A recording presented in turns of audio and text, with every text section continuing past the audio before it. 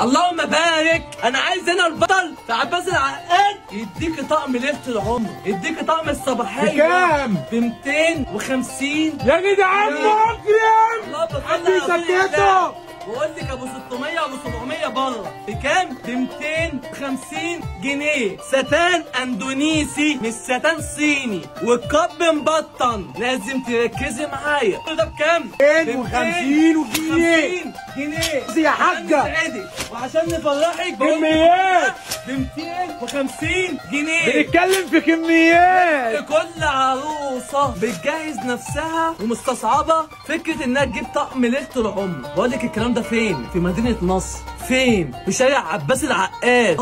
عباس العقاد اللي تسمعي فيه 600 و800. قهر الاسعار موجود في عباس العقاد. بكام؟ ب 250 جنيه.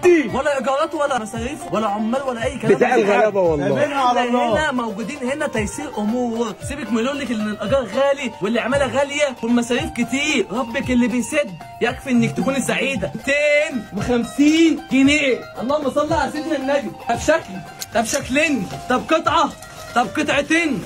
احنا مش بتوع حته، احنا مش بتوع شو. خد يا حاجه. اللهم بارك. احنا مش بتوع شو خلاص. اللهم بارك. ده بكام؟ ده ب 250 جنيه. مش عايز انزل اجيب لك تاني من المخزن. شكل 2 10 100 200 500. كل ده 200. خد يا حاجه. اللهم بارك. تعالى خد يا حاجه. قول لي ده بكام؟